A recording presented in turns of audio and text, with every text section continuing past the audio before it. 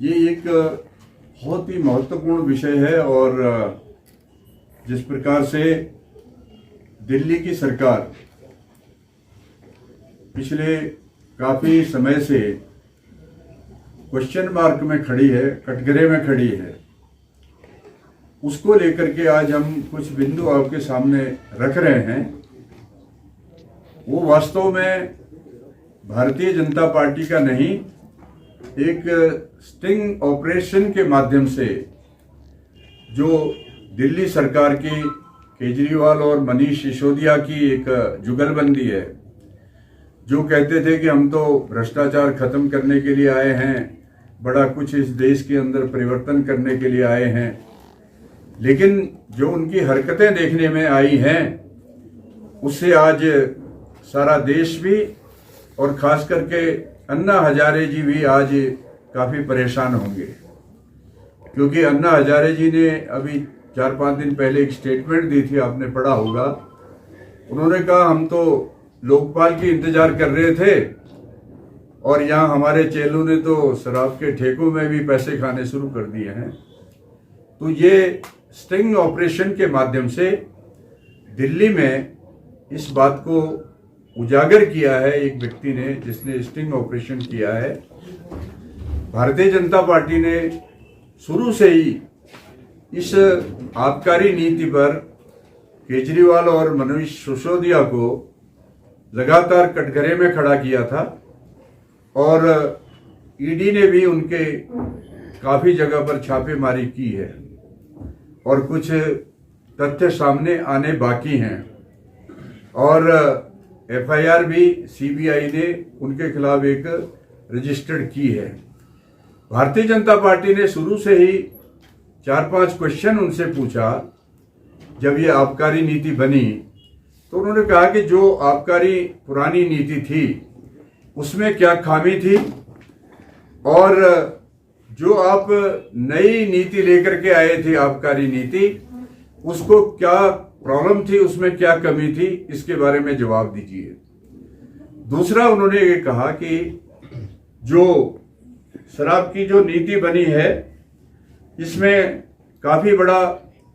लूटमार भी हुई है, घोटाला भी हुआ है, कमीशनखोरी भी हुई है। और दिल्ली सरकार के ही एक्साइज कमिश्नर ने,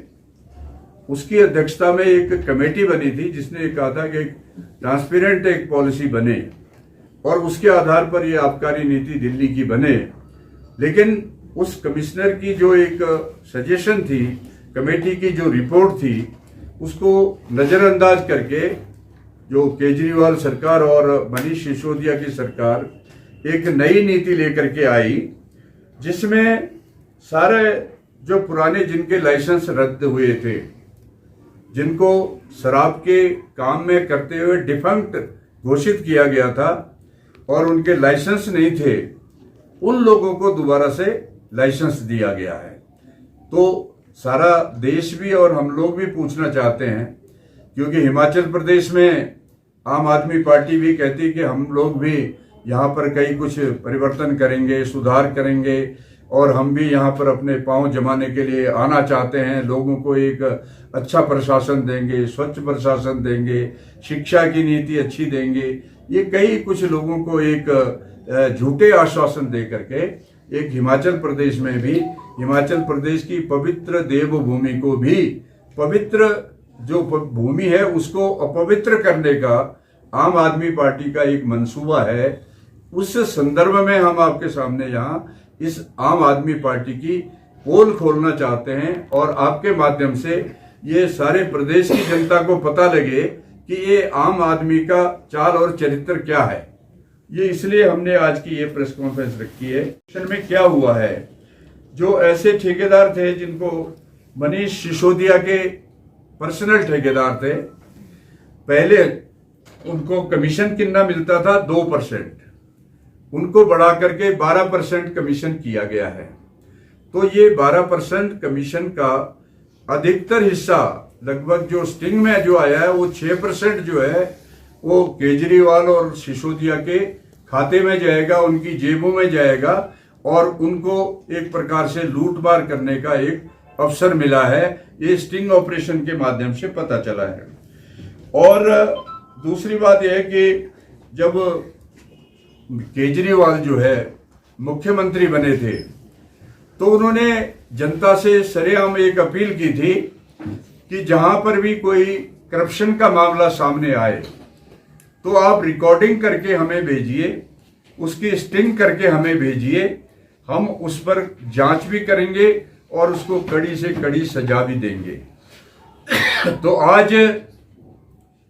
आम लोगों ने तो स्टिंग ऑपरेशन का शायद काम बीड़ा नहीं उठाया, लेकिन एक व्यक्ति ने स्टिंग ऑपरेशन करके, जो कि सीबीआई के जो लिस्ट में 13वें नंबर पर उसका नाम दर्ज है और उसका नाम है सन्नी मारवा। सन्नी मारवा, उसके पिताजी हैं कुलविंदर मारवा। तो ये उनका नाम जो है इस पूरे घोटाले में दर्ज है। तो उस घोटाले में दर्ज है तो उनके साथ ही जो स्टिंग करने वाला व्यक्ति उनसे कई सवाल पूछ रहा है। तो वो पूछ रहा है कि हम तो हम वो ये पूछता है कि सीबीआई के आबकारी जो मामले में जो एफआईआर दर्ज हुई, जैसे मैंने कहा कि 13वें सीरियल नंबर 13 पर उस व्यक्ति का नाम दर्ज है, शशि मारवा, और उसका कुलविंदर मारवा। और वो उस जो स्टिंग वाले को ये कहता है कि हम अधिकतर जो दुकानें हैं हम ग्रामीण क्षेत्रों में और जो झुग्गी बस्ती और जो ऐसे इलाके हैं जहां पर हमको दुकान कम से कम किराए पर मिलेगी, तो इसलिए हम हर दुकानदार से 10 लाख रुपए महीने का कलेक्ट करेंगे और उस 10 लाख रुपए के माध्यम से और 6% जो है उसमें आम आदमी पार्टी को हमको देना है। लेकिन उसमें ये भी कहता है कि आम आदमी पार्टी वाले ये कहते हैं कि हम 6% तो लेंगे लेकिन ये होगा ब्लैक में, लेकिन इसको व्हाइट करने का तरीका भी हमें बताओ कि इसको हम ब्लैक को व्हाइट कैसे करेंगे, ये भी उसमें स्टिंग ऑपरेशन में कहा है। तो इस कुछ पूरे प्रकरण में अभी तक जो दिल्ली की सरकार को 253 करोड़ रुपए का सीधा नुकसान हुआ है। लेकिन स्टिंग वाला ये कहता है कि भाई क्या सारे साल का 253 करोड़ है? नहीं, वो कहता है कि जो ये शराब के व्यापारी हैं वो कहते हैं नहीं, 253 साल का नहीं है, हम तो 500 करोड़ भी ले रहे हैं लोगों से। तो ये एक बहुत बड़ा घोटाला इस काम में हुआ है। और उसने ये भी कहा है कि जो एक माफियाओं के जो है 144 करोड़ रुपए माफ भी किए गए हैं इसमें। जो शराब माफिया थे उनको लाइसेंस देने के बदले में, उनसे कोई फीस लेने के बदले में 144 करोड़ रुपए का सीधा उनको फायदा पहुंचाया गया है। तो अगर आप उस स्टिंग का कंटेंट आप सुनना चाहते हैं तो मैं आपको पूरे शब्द उसके सुना सकता हूं।